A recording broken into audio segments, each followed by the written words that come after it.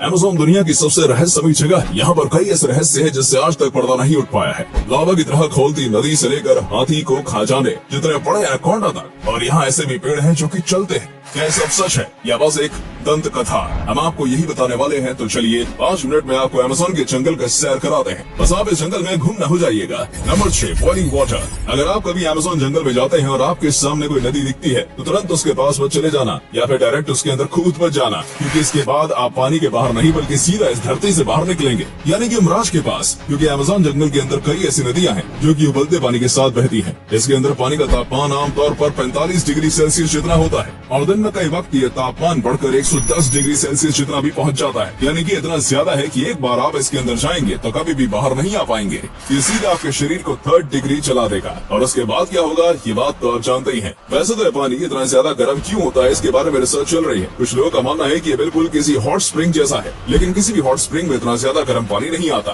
तो आखिर अमेज़न की नदी में ही इतना ज्यादा गर्म पानी क्यों आता है, ये तो पूरी तरीके से रिसर्च करने के बाद ही पता चलेगा। वैसे कई लोग इस नदी के बाजू में रखे पत्थरों के ऊपर अंडे भी बगा देते हैं। Number 5, green anaconda. Amazon forest को और भी ज्यादा खतरनाक बनाने के पीछे एनाकोंडा सांप का भी हाथ है। अब आप ही बताइए, ऐसे सांप के पास कौन ही जाना चाहेगा जो कि चुटकियों में आपकी जान ले सकता है। माना कि एनाकोंडा के पास जहर नहीं है, लेकिन इसकी शारीरिक शक्ति किसी भी इंसान को हरा सकती है। और रही बात इसके खाने की, तो ये किसी भी चीज को खा सकता है। और किसी भी चीज से मेरा मतलब है किसी भी चीज को, क्योंकि इसे जंगल में कई बार मगरमच्छ, हिरण, यहाँ तक कि तेंदुए को भी खाते हुए देखा गया है। और कई बार इनके पेट में से इंसानी अवशेष भी मिले हैं। पूरी दुनिया में कितने एनाकोंडा मौजूद हैं ये बात कोई भी नहीं जानता। और साथ में ये बात आप भी नहीं जानते होंगे कि एनाकोंडा की कोई उम्र नहीं होती। ये तब तक बढ़ते हैं जब तक इन्हें कोई बीमारी ना हो जाए या फिर ये भूख से ना मर जाएं। इसलिए कई बार विशाल कई एनाकोंडा को देखने का भी दावा किया गया है, जो कि एक हाथी को भी खा सकता है, लेकिन इसके पुख्ते सबूत नहीं मिले हैं। और अब तक सबसे बड़ा जो एनाकोंडा मिला है वो 33 फीट का था। स्थानीय लोगों का कहना है कि उन्होंने 50 और 100 फीट जितने बड़े एनाकोंडा को भी देखा है। और इस वीडियो में आपको जो एनाकोंडा दिख रहा है वो भी बेहद बड़ा एनाकोंडा है, लेकिन इसे मापा नहीं गया, क्योंकि पहले तो ये लोग यहाँ से डर कर भाग गए और जब ये गार्ड के साथ वापस आए तब ये मिला नहीं, लेकिन यकीनन अब तक मिले एनाकोंडा से बड़ा था। Number 4, strange geoglyphs. अगर आप अमेज़न जंगल को ऊपर से देखेंगे तो आपको कई ऐसी चीजें दिखेंगी जिसे देखने के बाद आपको यकीन नहीं होगा। जैसे कि पूरे अमेज़न जंगल में कई ऐसे अजीबोगरीब पैटर्न्स बने हुए हैं जिन्हें बस ऊपर से ही देखा जा सकता है। इन पैटर्न्स को बनाने के लिए जमीन पर कई प्रकार की लाइनें की गई हैं। यहाँ तक कि कई जगह पर तो अजीबोगरीब शेप्स के पत्थर भी रखे गए हैं। अब इन सब चीजों को क्यों और कैसे बनाया गया था, ये सब आज तक रहस्य बना हुआ है। इसे बनाने के पीछे का सबसे पहला निशाना एलियंस को बनाया जाता है। कहा जाता है कि एलियंस ने ही किसी न किसी वजह से इसको बनाया होगा, क्योंकि दुनिया के कई कोनों में से ऐसी कई चीजें देखने को मिलती हैं, जैसे कि नाज़का लाइंस जो कि पेरू में है। और कुछ का मानना है कि इस तरीके से एलियंस आपस में बातें किया करते थे। और वैज्ञानिकों ने कहा है कि हो सकता है ये सब चीजें अमेज़न के जंगल में रहने वाले आदिवासियों ने बनाई हो। जैसा कि आज के वक्त में मनोरंजन के लिए कई सारी चीजें मौजूद हैं, लेकिन उस वक्त ऐसा कुछ नहीं हुआ करता था, इसलिए कहा जाता है कि ये सब उन्होंने अपने मनोरंजन के लिए किया होगा। लेकिन वहीं पर आखिर इन्होंने उन चीजों को बनाया कैसे, क्योंकि बिना किसी मॉडर्न टूल के इंसानों के लिए इसे बनाना इम्पॉसिबल है। नंबर 3, पोटू।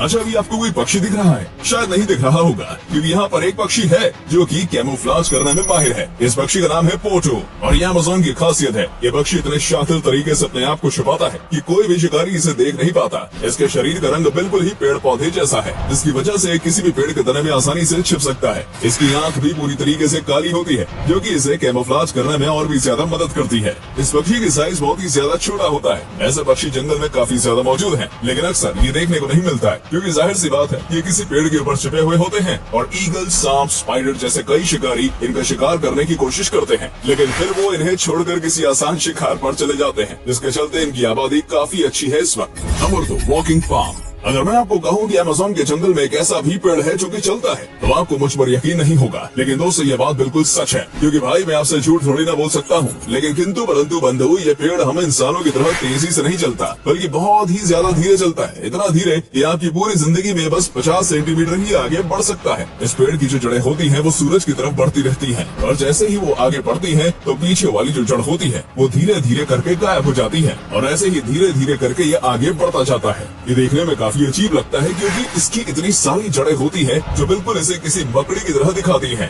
इस तरीके से जड़ों वाला शायद दुनिया में ये इकलौता पेड़ होगा, और ये पेड़ चल सकता है वो तो एक अलग ही कहानी है। Number 1, plastic eating fungus. दोस्तों हाल ही में येल यूनिवर्सिटी की एक प्रिया आनंद नाम की लड़की ने अमेज़न के जंगल में से एक ऐसा फंगस ढूंढा है जो कि अब इंसानों की सबसे बड़ी समस्या यानी कि प्लास्टिक को खत्म कर सकता है। जी हाँ, आपने बिल्कुल सही सुना। इस लड़की ने इस फंगस के करीब 60 सैंपल लिए थे और इसके ऊपर वो कई रिसर्च कर रही थी और इसी बीच पता चला कि ये जो फंगस है ये प्लास्टिक को खा सकता है और इसे डाइजेस्ट भी कर सकता है, यानी कि वो पूरी तरीके से प्लास्टिक को नष्ट कर सकता है। साथ ही में ये बहुत ही ज्यादा कम ऑक्सीजन की मात्रा में भी आराम से उग सकते हैं, इसलिए अगर ये पानी के अंदर भी उगाया जाएगा तो फिर ये आराम से पानी के अंदर भी रह पाएंगे और ऐसा करके पानी के अंदर के प्लास्टिक को और जमीन के प्लास्टिक को खत्म किया जा सकता है। लेकिन ये सब आगे की रिसर्च ही बताएगी।